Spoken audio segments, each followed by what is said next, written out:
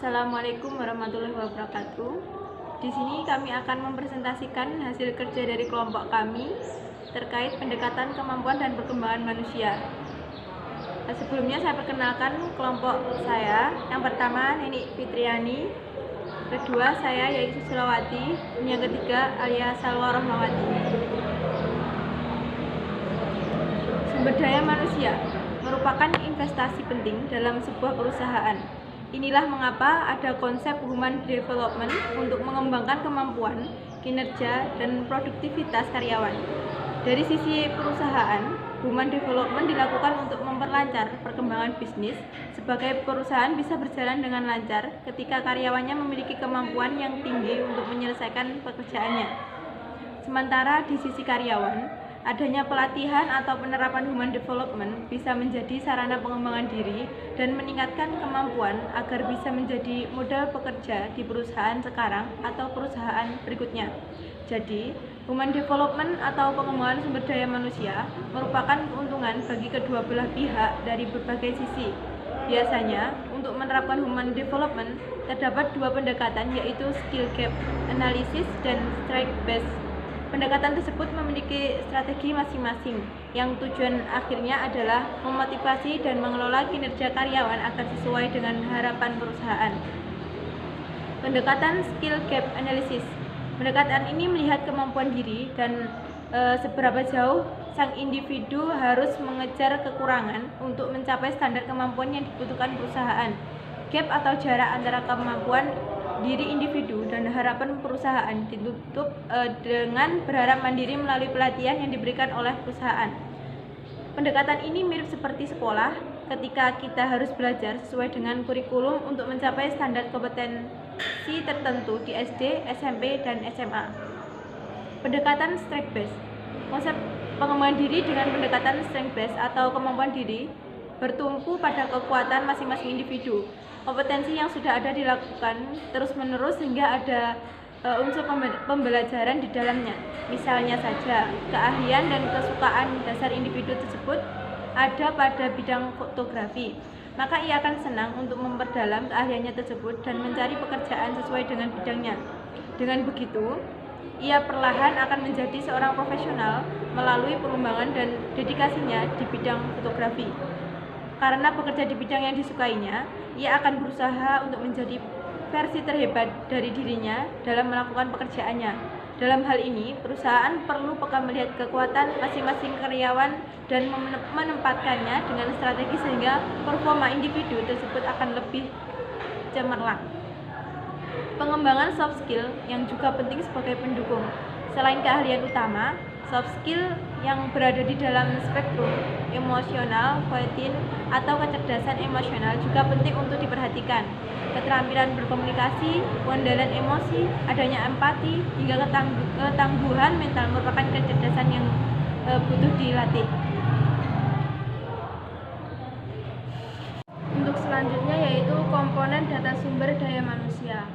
Menurut Saiful Bahri Jamarah pada tahun 2017, adapun komponen data-data SDM untuk meningkatkan dan mengelola SDM dalam mengembangkan usaha yaitu yang pertama, kualitas pekerjaan dan inovatif, kedua, kejujuran dalam bekerja, ketiga, kehadiran dalam bekerja, keempat, sikap dalam bekerja, yang kelima, inisiatif dan kreatif, keenam, keandalan dalam bekerja, ketujuh, pengetahuan tentang pekerjaan, 8. Tanggung jawab terhadap pekerjaan, dan yang terakhir, pemanfaatan waktu dalam bekerja. Fungsi pengelolaan sumber daya manusia. Menurut Sudrajat Cahyono pada tahun 2015 mengatakan bahwa fungsi pengadaan tenaga kerja.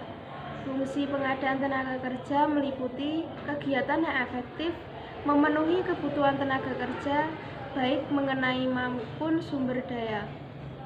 Mencari sumber-sumber tenaga kerja secara dan efisien, mengadakan seleksi terhadap para pelamar, menempatkan tenaga kerja sesuai dengan posisi yang disesuai, dan pendidikan latihan yang diperlukan untuk pelaksanaan tugas bagi para tenaga yang baru.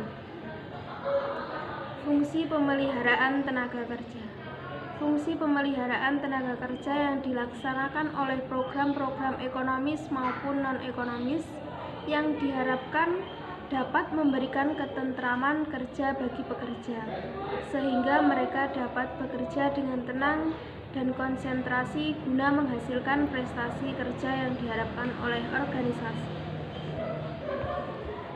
Tujuan manajemen sumber daya manusia.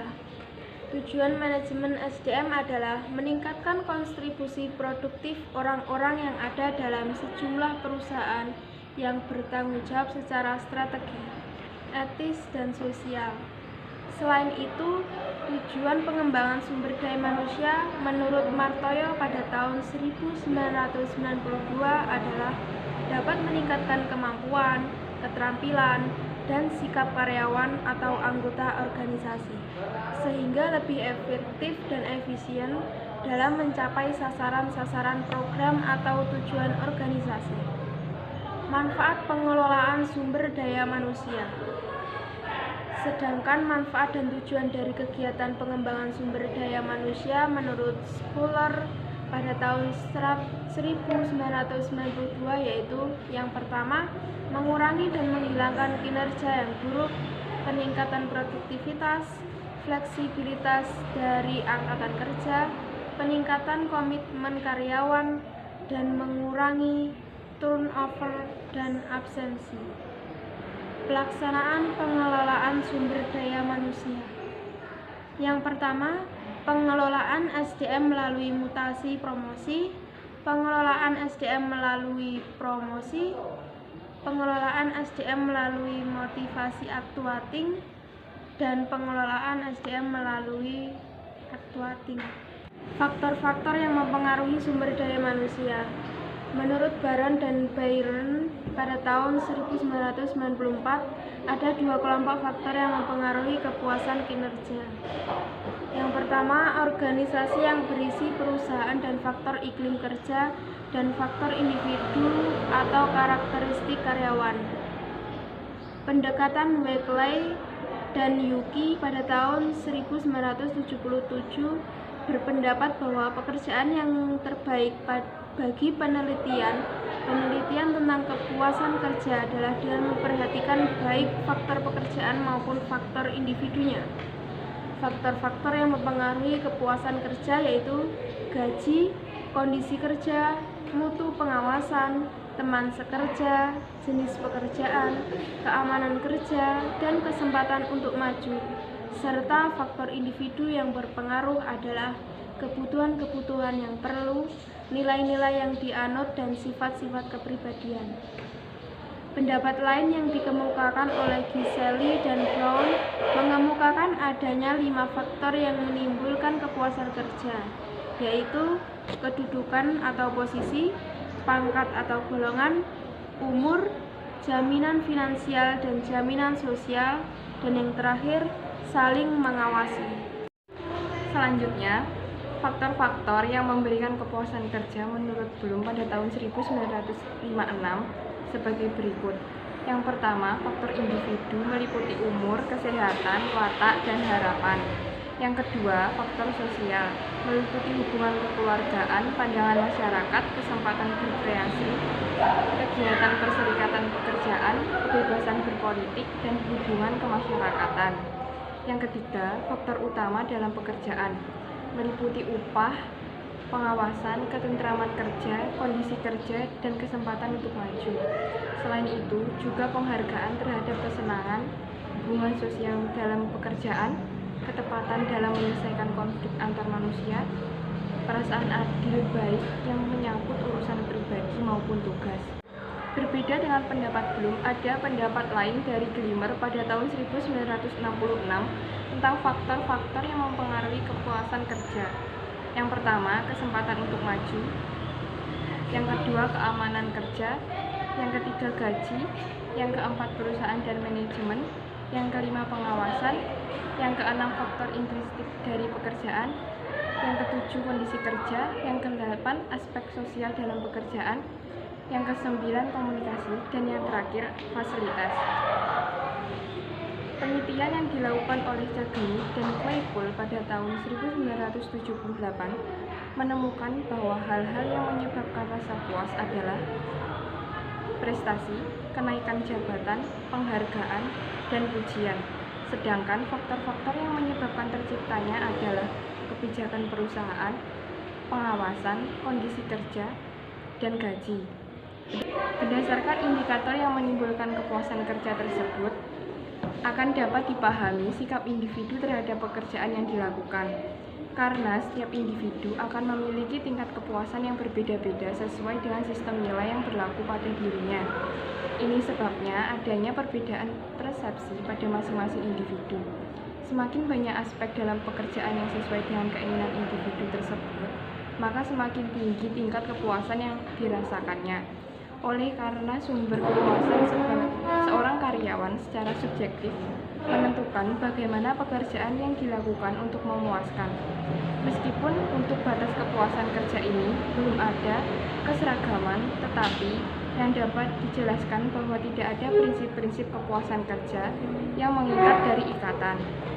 Kesimpulan dari presentasi kami, kualitas pekerjaan dan inovatifnya kualitas kerja adalah suatu hasil yang dapat diukur dengan efektivitas dan efisiensi suatu pekerjaan yang dilakukan oleh sumber daya manusia atau sumber daya lainnya dalam mewujudkan tujuan atau sasaran perusahaan dengan baik dan berdaya guna.